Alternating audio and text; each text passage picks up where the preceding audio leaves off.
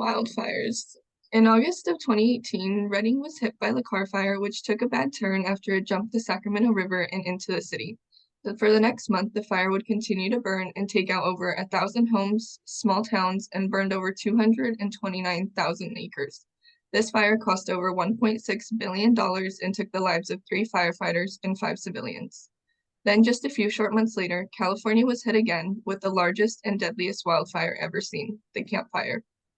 This claimed the lives of 85 people and burned over 153,000 acres, resulting in over $16 billion in damages.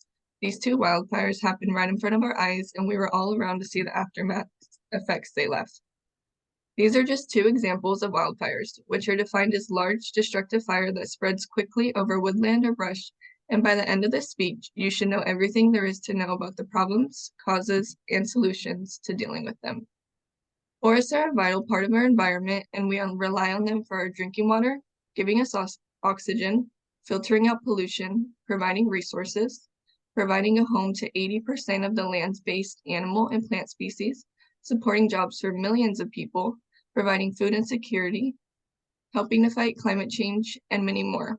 Overall, humans would struggle to survive in a world without trees.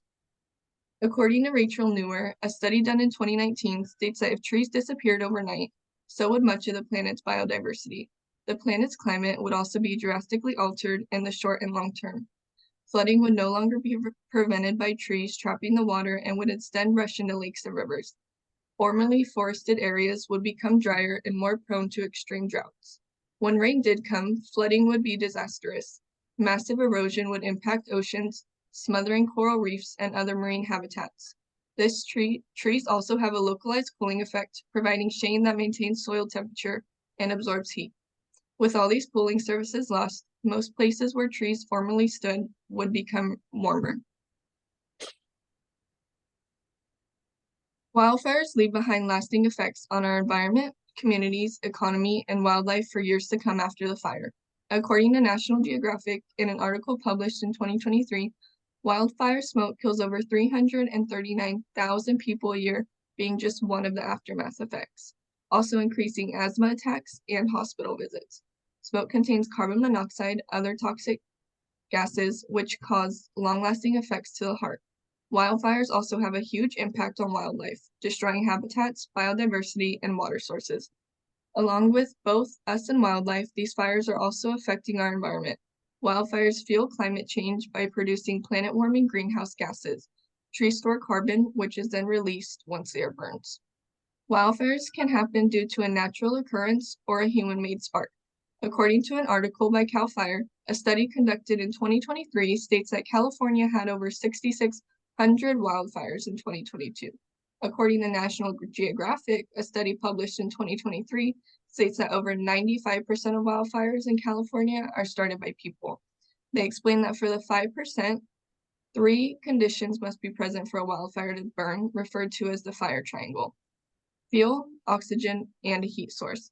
Year by year, wildfires are continuing to get worse, but the question is why? According to UCLA, in a study published in 2023, since 1980, wildfires have gotten larger and more severe across California and the western United States, increasing the amount of destruction they cause. They explain that climate change, land coverage changes, historical land management, suppression, and changing environments and ecosystems have influences on wildfire. If we're ever going to solve the issues around wildfires, we must look at the bigger picture. There is not a one-size-fits-all solution, but rather what we can do as individuals to help prevent them the best we know how. For starters, we're going to get into the problems that wildfires bring us.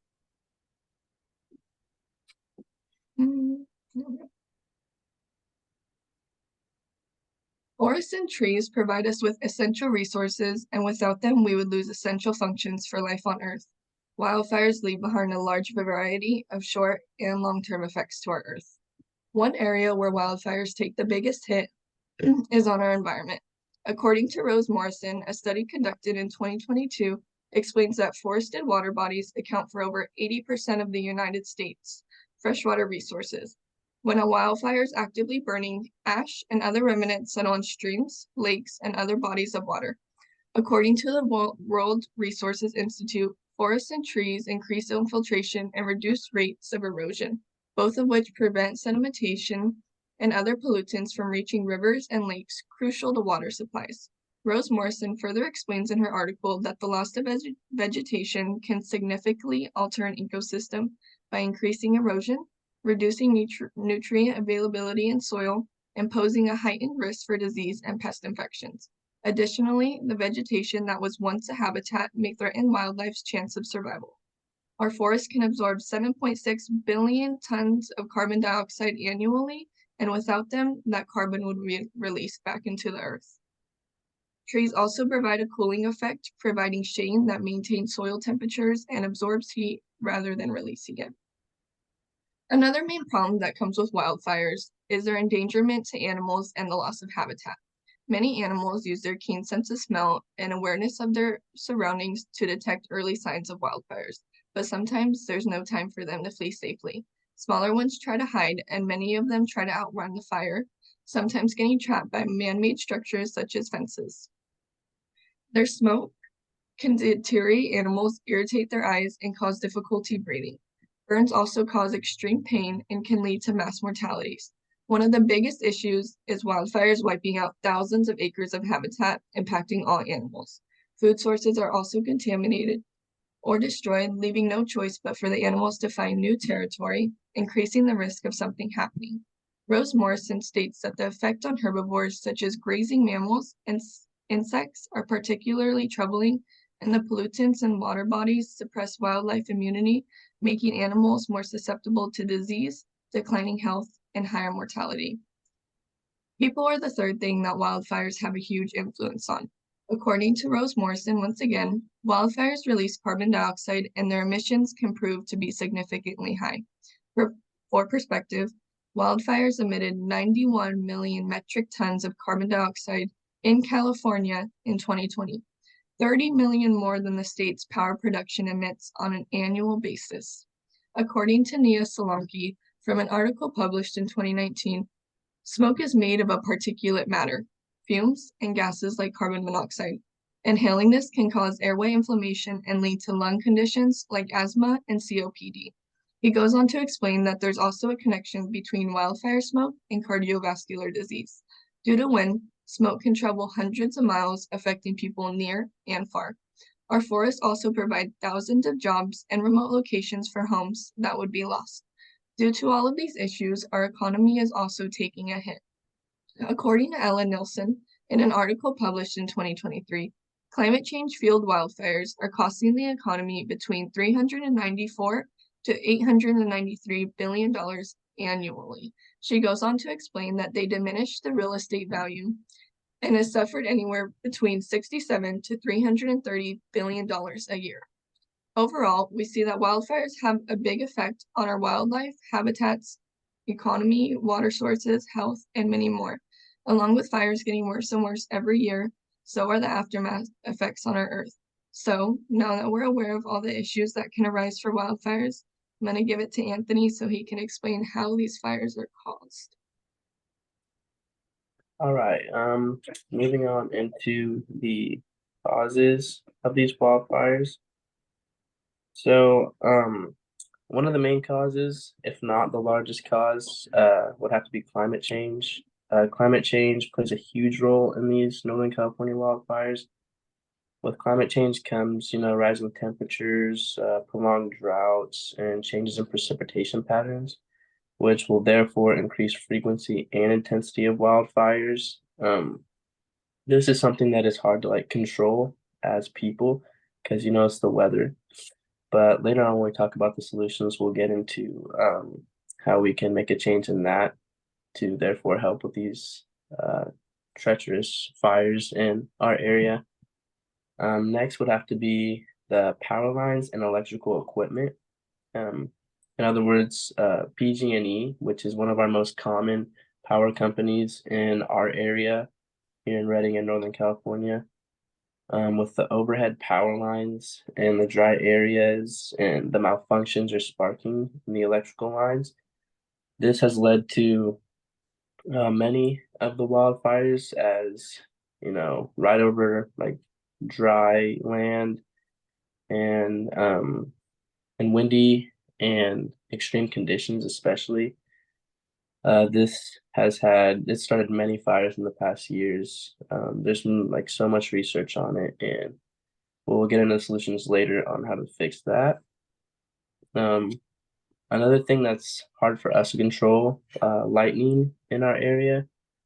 Um, Again, really hard to avoid during like the warm summer thunderstorms. Dry vegetation can easily be struck, and this has been a common reason for many fires in the past year.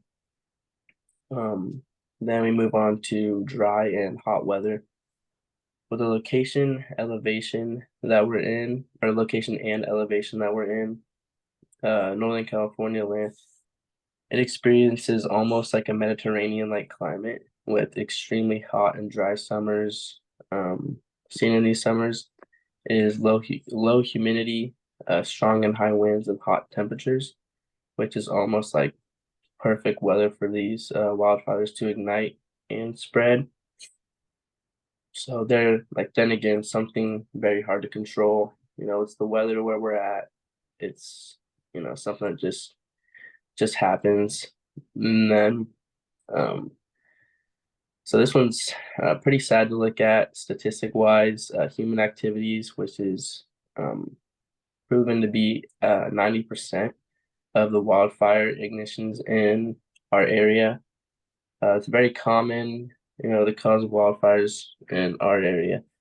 These human activities include campfires left unattended, are not properly put out once people leave,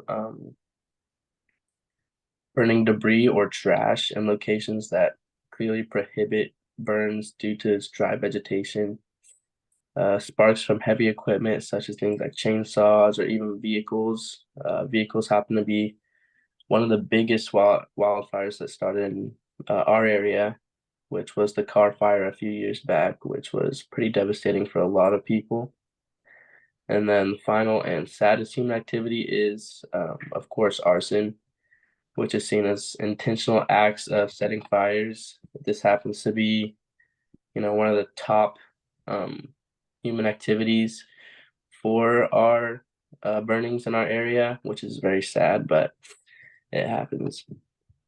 All right, now to move on to the solutions. So for climate change, again, it's something that's very hard to change with just, the people. But climate change mitigation, this is an action to reduce the greenhouse gases and emissions, and will therefore address climate change as this is, one of the key factors in very severe wildfires. So that's one thing that we could get into as a community to maybe help these wildfires calm down. Second thing would have to be public land management. In order to manage the public lands, there's a lot of steps to it, and first and biggest step would have to be collaborating with the federal and state agencies to get some help money wise, people wise, and um, also get approval of things such as like controlled burns, thinning, and even fire break creations. Um, then we'll move on to utility infrastructure upgrades. So that would be probably one of the biggest changes we can make because these power lines are, that's definitely something we can control. We would invest in upgrading power lines and utility infrastructure to reduce the risk of, sparking or ignitions during these windy and extreme weather conditions.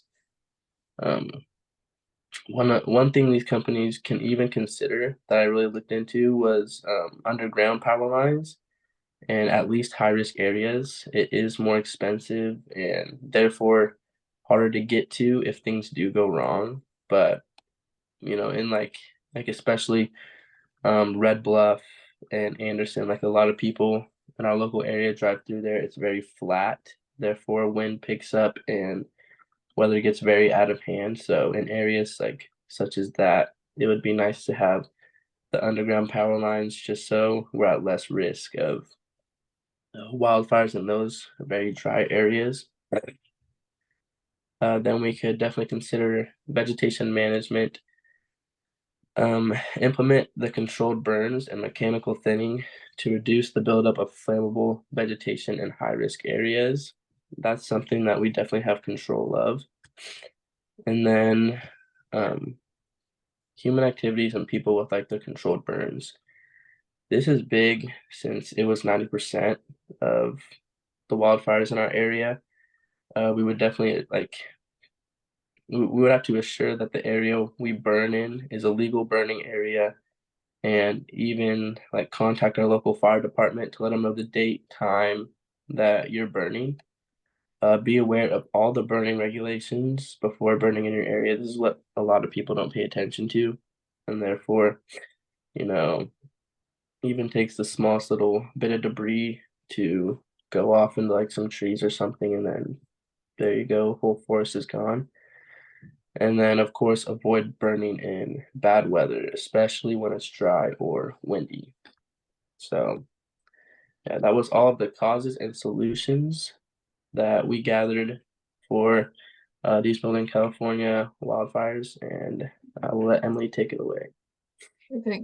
So after hearing this speech, you should know all of the benefits of our forests, all the disastrous effects wildfires have on our environment, what causes them, and what our solutions are.